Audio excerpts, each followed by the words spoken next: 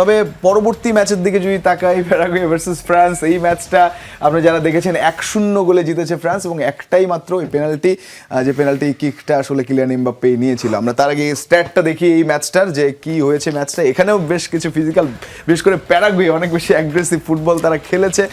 শুরুর দিক থেকেই দেখছিলাম যে এমবাপ্পে তিনি মার খাচ্ছিলেন, সবাই বল পজিশনে কত কম, 24-76। স্বাভাবিকভাবে ফ্রান্সের বিপরীতে তারা খেলছিল 15-5 শটস, পাসেসও দেখুন 5-6-9 183। তবে ফাউলস সেই জায়গাটায় 12টা 11টা।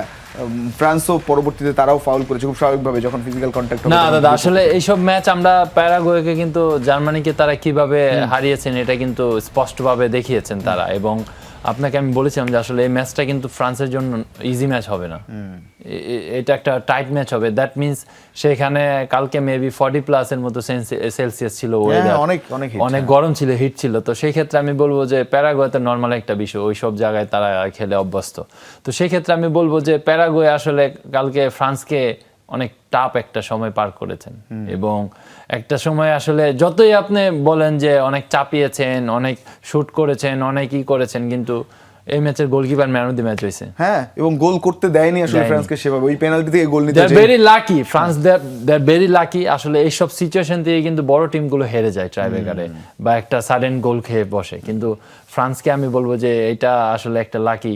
প্যারাগুয়ের গোলরক্ষক যিনি গিল, তিনিও অসাধারণ ছিলেন। পেনাল্টিটা আসলে গোল হবে কিনা সেটা নিয়ে একটা কনফিউশন ছিল। হিট মোমেন্ট দেখি আমরা একটু এই ম্যাচের। স্বাভাবিকভাবে এখানে অনেকগুলো ঘটনা ঘটেছে, অন্তত মরক্কোর ম্যাচের থেকে বেশি আমি দেখছিলাম এই ম্যাচটা। দেখুন 34 মিনিট বা 35 মিনিটের শুরুতে পুরোপুরি এখানে আটকানো মুশকিল হয়ে গেছিল। এমবাপ্পেকে একটা ধাক্কা দেওয়া নিয়ে শুরু কেন্দ্র করে, তারপরে দেমবেলেরা তারা আসলে এটা কিন্তু অহরর আপনার ল্যাটিন টিমগুলো করে থাকে। আপনি যদি চিলির খেলা দেখতেন আগে, চিলি বা প্যারাগুয়েতে করেছেন, মেক্সিকো, তাদের কিন্তু এরকম টেন্ডেন্সি আছে এবং তারা কিন্তু এইগুলো করে থাকেন। তো সেই ক্ষেত্রে এটা কিন্তু আমি বলবো যে আসলে একটা স্ট্র্যাটেজি থাকে। আপনি কিছু প্লেয়ারদেরকে হুসলাই দেওয়া বা তাদেরকে মানে একটু টেম্পার করা, এটা কিন্তু তারা করার চেষ্টা করেছে। কালকে এমবাপ্পের ক্ষেত্রে সেটা ইন্টেনশনালি অনেকটাই করেছে প্যারাগুয়ে মনে হয়েছে। এটা ইচ্ছাকৃত মানে করে, কিছু প্লেয়ার টার্গেট থাকে তাই না, আপনি ধরেন প্রভোকিং করে। আপনাকে যদি রাগাই দিয়ে যদি সে তার ম্যাচ থেকে সরে যায় বা সে একটা ইয়েলো কার্ড খেয়ে গেল, এটা কিন্তু দলের জন্য মাইনাস পয়েন্ট না। তো এটা কিন্তু ছোট টিমগুলো অহরহ সবসময় করে থাকেন, কিন্তু এটা একটা নমুনা আর কি। একেবারে আরো একটা ছবি আছে আমাদের কাছে, আরো কন্ট্যাক্টের এই জায়গাগুলো দেখুন। কিপার এখানে ব্যথা পেয়েছিলেন, এখানে স্পাইক লেগেছে মনে হয় ডিফেন্ডারের, স্পাইক লেগেছে, কিপারেরই লেগেছিল। হ্যাঁ, তো এই যে ওই যে নিচের ল্যান্ডিং ফুটটা কিন্তু গোলকিপারের পায়ে লেগেছে। হ্যাঁ, তো এই যে ব্যাপারগুলো, এগুলো কিন্তু আপনি যে মানে গোল পাচ্ছিলেন না, একটা ফ্রাস্ট্রেটেড একটা যে ব্যাপার, এটা কিন্তু ফ্রান্সের ভিতরে দেখা গেছে কালকে যে গোল হচ্ছে না আসলে মানে আমরা বুঝতে পারলাম ফ্রান্সের সাথে আসলে যদি আপনি এরকম অ্যাপ্রোচ নিয়ে ফুটবল খেলেন, দেন নাথিং এখন পর্যন্ত। ঠিক আছে, তারা অনেক গোল করেছে, এমবাপ্পে গোল করতেছে, সব প্লেয়ার সুপারস্টার, তাদের ফরওয়ার্ড লাইন অনেক ভালো। যদি এই অ্যাপ্রোচে ফুটবল খেলা যায়, তাদেরকে যদি ডিস্টার্ব করা যায় ম্যাচে, ডিউরিং ম্যাচে, তার মানে আপনি সাকসেস, আপনি ওই জায়গায় সুযোগটা নিতে পারবেন। সাকসেসের গল্প যদি বলি তাহলে সেটা পেনাল্টিতে এসছে, এবং সেই আমরা পেনাল্টির মোমেন্টটা যদি দেখি, 2-2 না, তাকে ফেলে দেওয়া হয় যখন 66 মিনিট, এবং এই যে 3-4 জন একসঙ্গে এসে ধরছিল, তো এই জায়গাটা স্পেশালি 8 নম্বরের ট্যাকেলে ফাউলটা হয়, বিকজ বলটা 3 জনের থেকে বলটা আলাদা ছিল এবং সে আউটসাইড ফুট দিয়ে ইউজ করে 3 জনকে বিট করে ফেলেন।